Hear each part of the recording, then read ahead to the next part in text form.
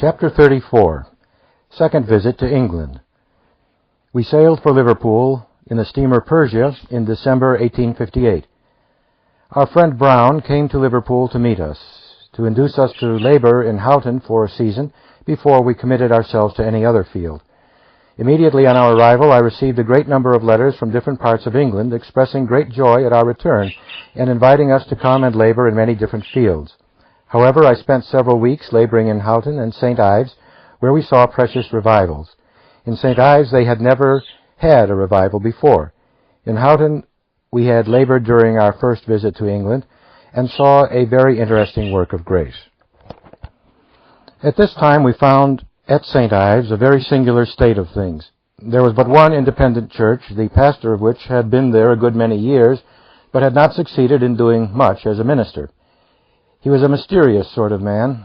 He was very fond of wine and a great opposer of total abstinence. We held our meetings in a hall which would accommodate more people by far than the Congregational Church. I sometimes preached, however, in the church, but it was a less desirable place to preach in than the hall, as it was very small and incommodious of a house. The revival took powerful effect there, notwithstanding the position of the minister. He stood firmly against it until the interest became so great that he left the town and was absent, I know not where, for several weeks. Since that time, the converts of the revival, together with my friend Brown and some of the older members of the church, have put up a fine chapel, and the religious condition of the place has been exceedingly different from what it ever had been before. Mr. Harcourt, the former pastor at Houghton, had proved himself a very successful minister and had been called to London to Borough Road Chapel. Here I found him on my second visit to England. He had been awaiting with anxiety our return to England, and as soon as he heard we were there, he used the most strenuous efforts to secure our labors with him in London. The church over which he presided in London had been torn to pieces by most ultra and fanatical views on the subject of temperance. They had had a lovely pastor whose heart had been almost broken by their feuds upon that subject, and he had finally left the church in utter discouragement. Their deacons had been compelled to resign, and the church was in a sad state of disorganization. Brother Harcourt informed me that unless the church could be converted, he was satisfied he never could succeed in doing much in that field. As soon as we could leave St. Ives, we went to London to see what could be done in his church and congregation. We found them, as he had represented, in so demoralized a state that it seemed questionable whether the church could ever be resuscitated and built up. However, we went to work, my wife among the ladies in the congregation, and I went to preaching and searching them to the utmost of my strength. It was soon very perceptible that the Spirit of God was poured out, and that the church were very generally in a state of great conviction. The work deepened and spread till it reached, I believe, every household belonging to that congregation. All the old members of the church were so searched that they made confession one to another and settled their difficulties. And Mr. Harcourt told me before I left that his church was entirely a new church, that the blessing of God had been universal among them, so that all their old animosities were healed, and that he had the greatest comfort in them. Indeed, the work in that church was really most wonderful. I directed my labors for several weeks to the church itself. Mr. Harcourt had been praying for them and laboring with them till he was almost discouraged, but the blessing came at last in such fullness as to meet the longings of his heart. His people were reconverted and cemented together in love, and they learned to take hold of the work themselves. Some years after my return to this country, Mr. Harcourt came over and made us a visit.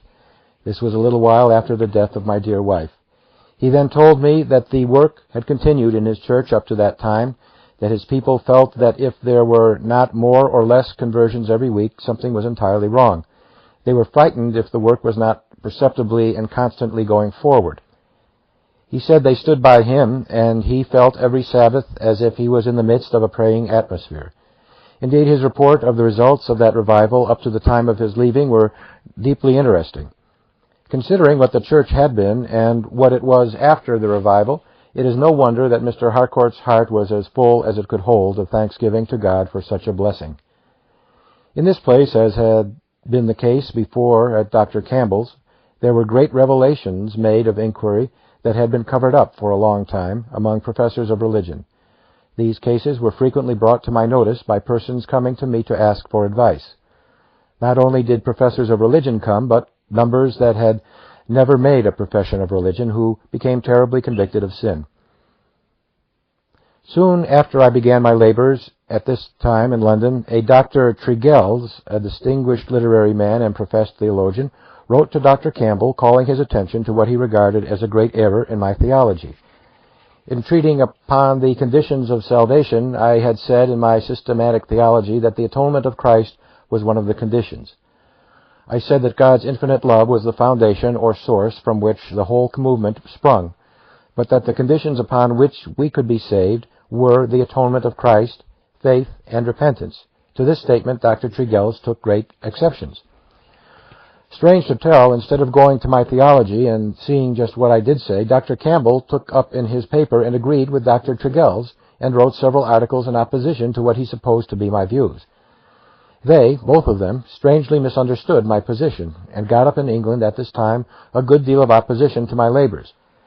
Dr. Campbell, it appeared, after all, had no doubt of my orthodoxy. Dr. Redford insisted that my statement of the matter was right, and that any other statement was far from being right. However, I paid no attention publicly to Dr. Campbell's strictures on the subject.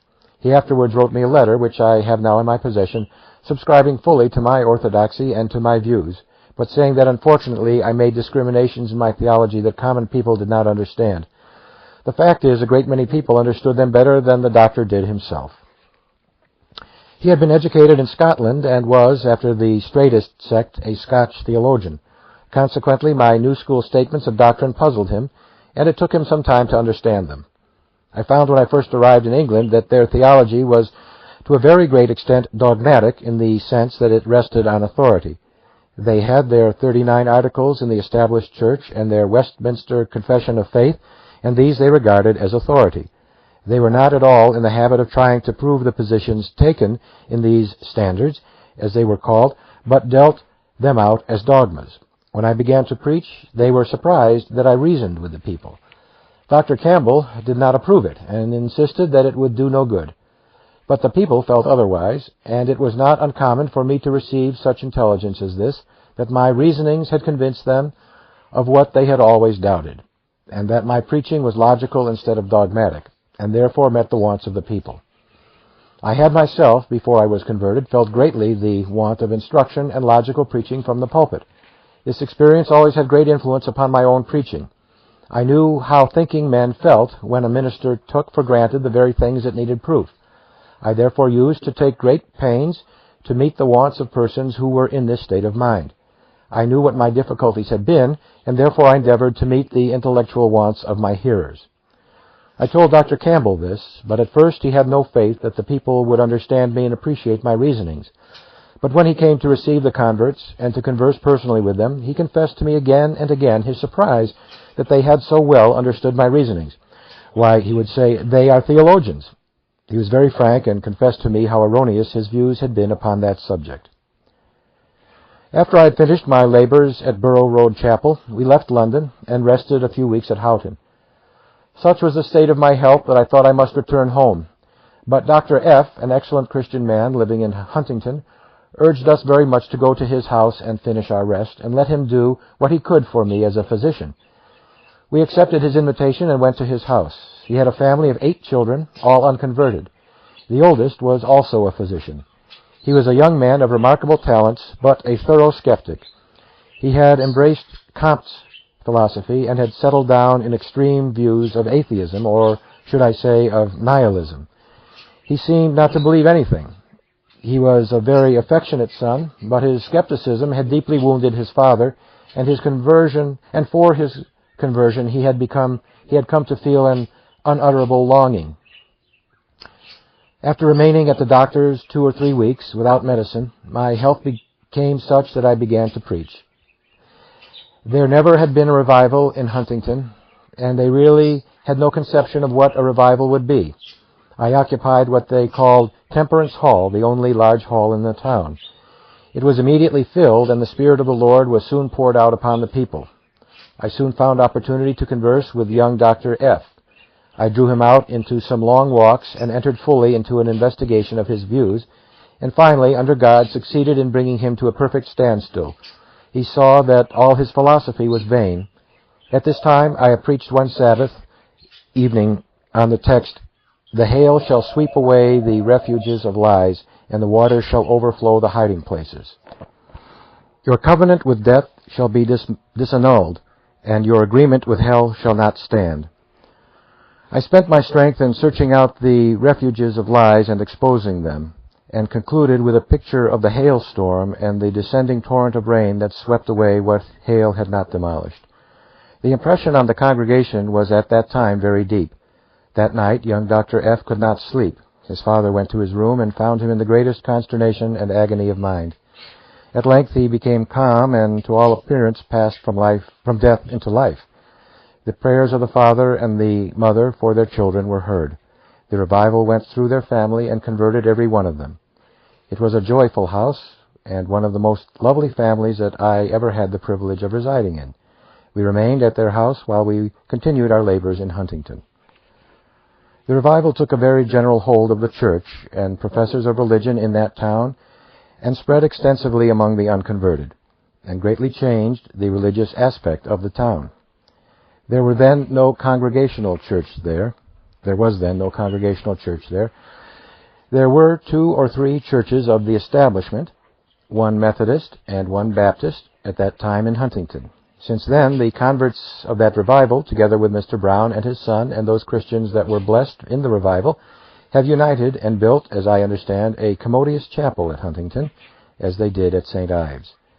Mr. Brown had pushed his work of evangelization with such energy that when I arrived in England the second time, I found that he had 7 churches in as many different villages in his neighborhood, and was employing preachers and teachers and laborers to the number of 20. His means of doing good have fully kept pace with his princely outlays for souls. When I first arrived in England, he was running a hired flouring mill with 10 pairs of stones. The second time I was there, in addition to this, he was running a mill which he had built at St. Ives at an expense of £20,000 sterling with 16 pairs of stones. He afterward built at Huntington another mill of the same capacity. Thus God poured into his coffers as fast as he poured out into the treasury of the Lord.